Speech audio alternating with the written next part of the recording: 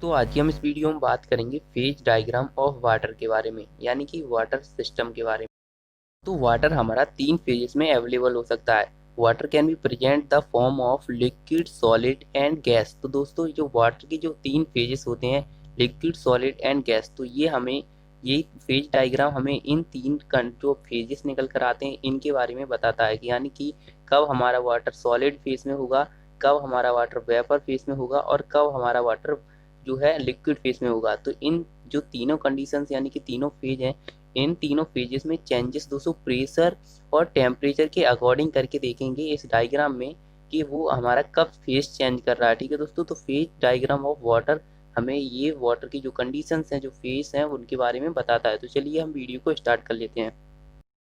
अभी हम बात करते हैं कुछ बेसिक कंसेप्ट के बारे में। दोस्तों हमें पता है कि यदि वॉल्यूम कांस्टेंट है तब हमारा जो प्रेशर बढ़ेगा तो वो हमारा टेम्परेचर को भी बढ़ाएगा, यानी कि प्रेशर हमारा डायरेक्टली प्रोपोर्शनल होगा टेम्परेचर के। ठीक है दोस्तों, तो सबसे पहले इस डायग्राम में हम बेसिक बेसिक चीज़ें जान ले रहे हैं ताकि ये डायग्राम को समझना आपके लिए और ज़्यादा आसान हो जाए। दोस्तों इस डायग्राम में हमने वाटर के जो फेजेस हैं उनमें किस तरीके से चेंजेस होगा ये रिप्रेजेंट किया है। अब दोस्तों हमने यहाँ पर प्रेशर को लिया है, प्रेशर की यूनिट हमने एटीएम में ली है और जो टेम्परेचर है, टेम्परेचर की यूनिट हमने सेल्सियस में ली है। सबसे पहले दोस्तों हमने स्टार्टिंग में जो हमारा वाटर था वो हमारा जो जैसे यहाँ से स्टार्ट किया, हमने टेम्परेचर को यहाँ पर रिप्रेजेंट करना है। टेम्परेचर को दोस्तों हमने यहाँ पर 0 सेल्सियस माना है, तो 0 सेल्सियस है तो ये टेम्परेचर बहुत ही कम है।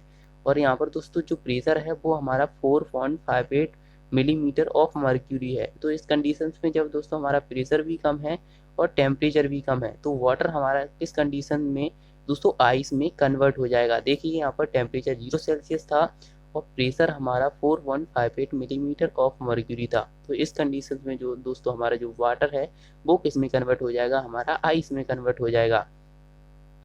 तो जो हमारा आइस था इसे हम स्पेसिफिक रीजन से दर्शाएंगे, यानी कि जो ये एरिया है ये हमारी ओनली आइस की है। तो इस कंडीशन में इसका फेज हमारा दोस्तों एक होगा और कंपोनेंट भी एक होगा। जब दोस्तों हमारा फेज और कंपोनेंट एक होता है तो हमारी डिग्री ऑफ फ्रीडम यहाँ से दोस्तों 2 निकल कर आती है, ये हमें सूत्र से पता चलता है। इसके बाद दोस्तों हमने इसके टेम्परेचर को और इंक्रीज किया, 1 एटीएम कर दिया और हमने दोस्तों इसके टेम्परेचर को हमने प्रेशर को दोस्तों 1 एटीएम कर दिया और हमने जो टेम्परेचर इसका चेंज किया तो हमारा टेम्परेचर 0.075 डिग्री सेल्सियस हो गया। तो इस कंडीशन में हम देखेंगे दोस्तों जो हमारा आइस था वो हमारा अब वाटर में कन्वर्ट होना चालू हो गया है। लेकिन दोस्तों कोई भी चीज़ बदलने में एक साथ तो नहीं बदलती, धीरे धीरे से वो चेंज होती है। तो दोस्तों हमारा जो सिस्टम था यानी कि फेज था वो दोस्तों अभी ये सॉलिड अवस्था में था।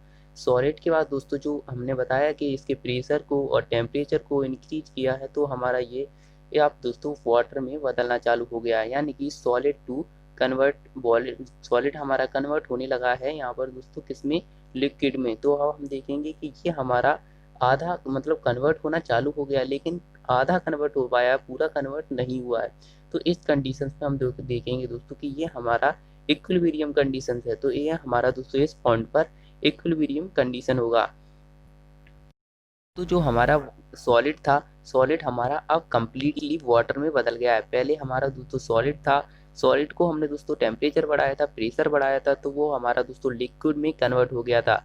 लेकिन दोस्तों जब वो हमारा सॉलिड से लिक्विड में आधा ही कन्वर्ट हो पाया था, यानी कि आधा वो सॉलिड था और आधा वो लिक्विड था। तो इस कंडीशन में दोस्तों हम इसे इक्विलिब्रियम कंडीशंस बता रहे थे, यानी कि हम इसे कह रहे थे कि यहाँ पर हमारा आइस और वाटर इक्विलिब्रियम कंडीशन में है। उसके बाद दोस्तों हमें क्या करना है, इसको वेपर में बदलना है। तो अब हम दोस्तों इसके टेम्परेचर को और बढ़ाएंगे, प्रेशर को बढ़ाएंगे, यहाँ पर इसको टेम्परेचर को भी बढ़ाएंगे, यानी कि हमने दोस्तों इसके प्रेशर को इंक्रीज किया, टेम्परेचर को भी इंक्रीज किया। तो हम देखेंगे कि तो हमारा जो वाटर था, जो दोस्तों कम्प्लीटली जो सॉलिड हमारा वाटर में बदल गया था, तो अब हमारा जो वाटर है वो दोस्तों हमारा वेपर में बदलना चालू हो जाएगा, यानी कि स्टीम में बदलना चालू हो जाएगा।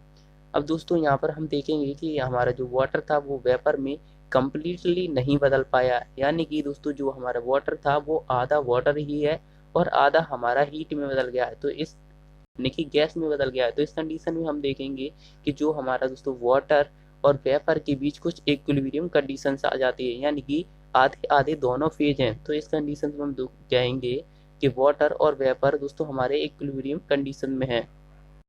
और दोस्तों यदि हम इसके टेम्परेचर को और इंक्रीज करें और प्रेशर को भी बहुत ज़्यादा इंक्रीज कर दें तो हम देखेंगे कि हमारा जो दोस्तों वाटर था वो कम्प्लीटली वेपर में बदल गया है। तो हमने पॉइंट्स को समझ लिया था कि पॉइंट्स हमारे इक्विलिब्रियम कंडीशंस को दर्शा रहे थे।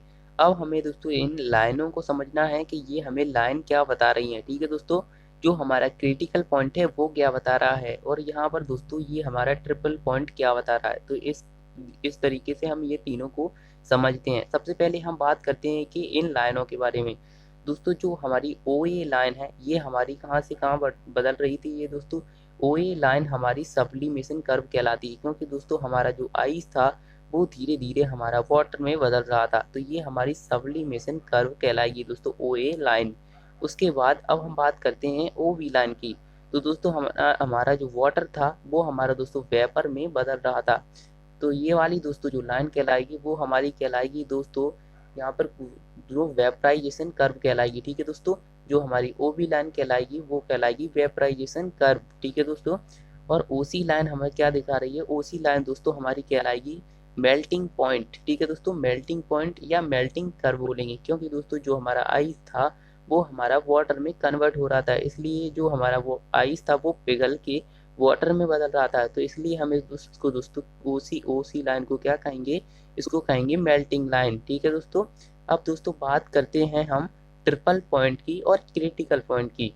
तो दोस्तों क्रिटिकल पॉइंट हमें ये बताता है कि हमारा जो वाटर था और वेपर था ये दोस्तों यहाँ तक तो ये सेपरेट थे। ठीक है दोस्तों, सेपरेट थे, लेकिन अब दोस्तों इस पॉइंट के निकलने के बाद हम ये नहीं कह सकते, ये फाइंड आउट नहीं कर सकते कि ये वाटर और वेपर दोनों अलग अलग कंडीशन में है। ये दोस्तों इस पॉइंट के निकलने के बाद ये दोनों आपस में मिल भी सकते हैं। ठीक है दोस्तों, अब ट्रिपल पॉइंट की बात करते हैं। दोस्तों ट्रिपल पॉइंट में हमारा वाटर, वेपर और आइस तीनों दोस्तों इक्विलिब्रियम कंडीशन में होते हैं, यानी कि तीनों बराबर में होते हैं, इसीलिए दोस्तों इसको हम ट्रिपल पॉइंट बोलते हैं।